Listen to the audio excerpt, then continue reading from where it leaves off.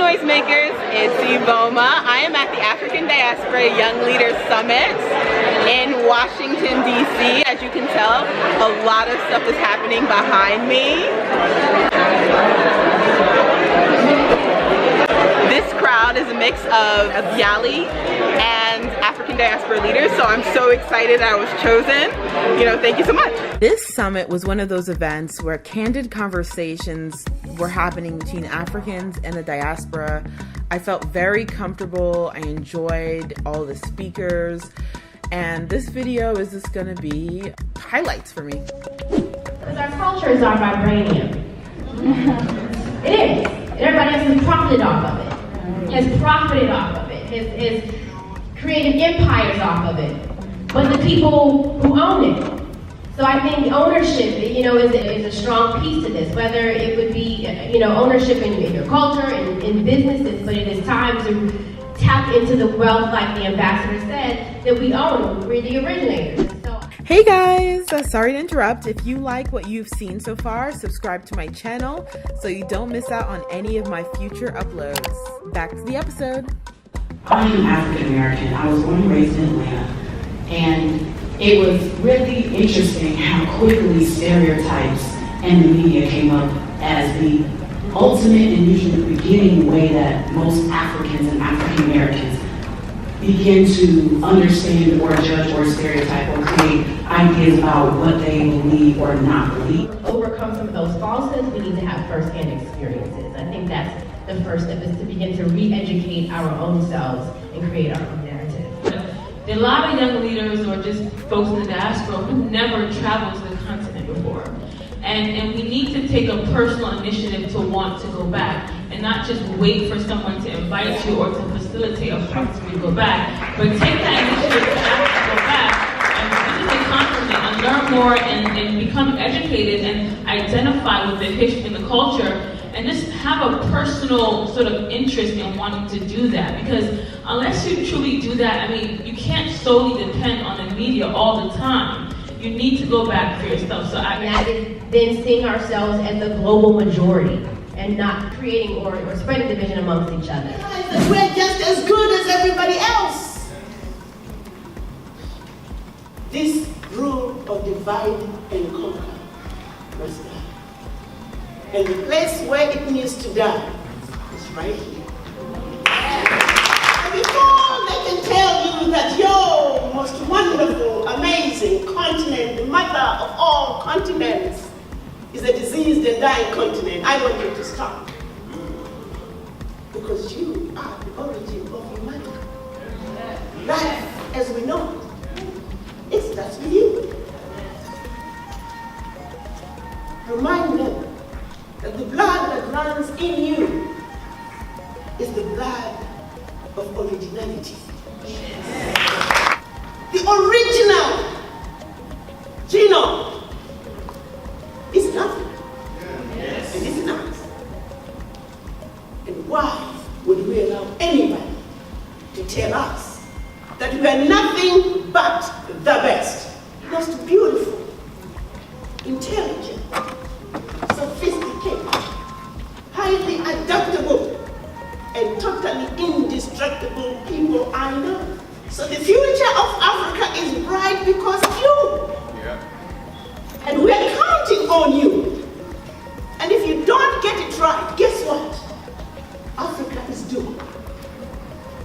We have a responsibility to all of you as your elders, with our wisdom and your intelligence and your energy. Together, we can take our Africa where Africa needs to be. Its rightful place.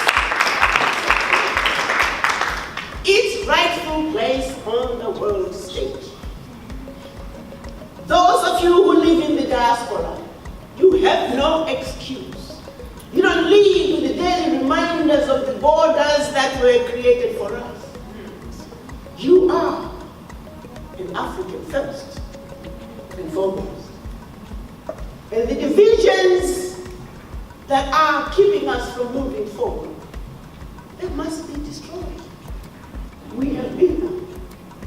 But that we are going to be the generation that's going to turn the corner and make a decision that our Africa can no longer be exploited, that our Africa can now no longer be branded as a diseased and dying continent. I am looking at all of you and you are looking at me. Do I look diseased and dying?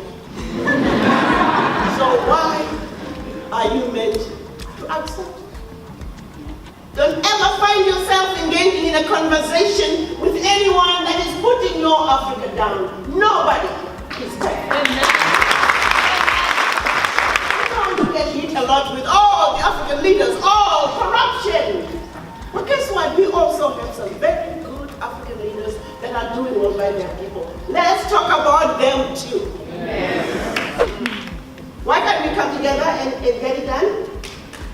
Because divide and conquer says, don't trust your brother, don't trust your sister, don't even trust yourself. Anybody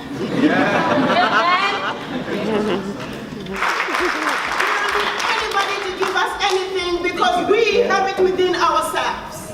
The rule of divide and conquer must die. And the conversation that needs to happen between us and the image in the mirror must also begin. And today, it is the beginning of that conversation. May we begin the conversations that need to be had, and may we also find the right answers that we must give to ourselves. May the conversation begin. Thank you. Good morning. Ambassador Chihombori-Quao. You know, as they say, preach, sister, preach.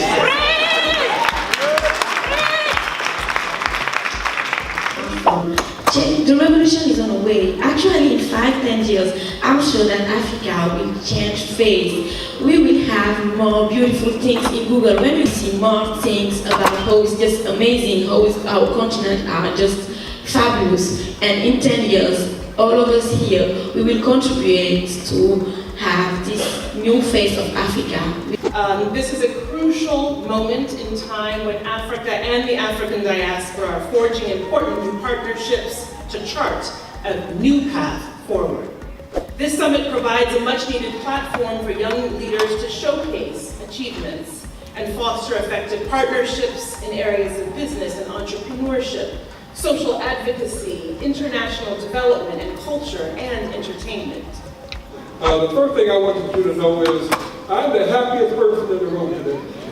I'm happier than everybody else in this room today.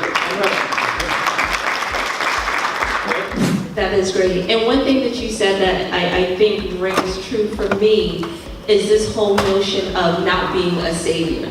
But to extend that a little bit is this whole notion of making sure that when you come to Africa, you're authentic. And there's this level of authenticity. As an African, as a Nigerian, one thing that really didn't sit well with me was this crop up of individuals embracing Africa after they saw Black Panther.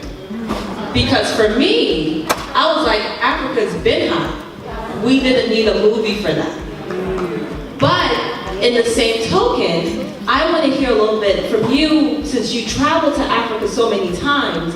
I know you wouldn't travel that many times if they did not embrace you. So let's talk about authenticity in the development process and not going to Africa to take something, but instead going to Africa to leave something. What does that look like? Yes, and if I learned anything from my 68 trips to Africa, I learned, and I've gone all over the country, what I've learned that everything that I was ever taught about Africa from my birth to my first trip to Africa was not true. Tarzan was not going to meet me at the door. Okay? Africans were not ignorant people. That's right, we're not. Though there are those in the world who would want us to believe that. They're the most isolated. We're not there to take anything. We want to give. It's given so much to us. That's true.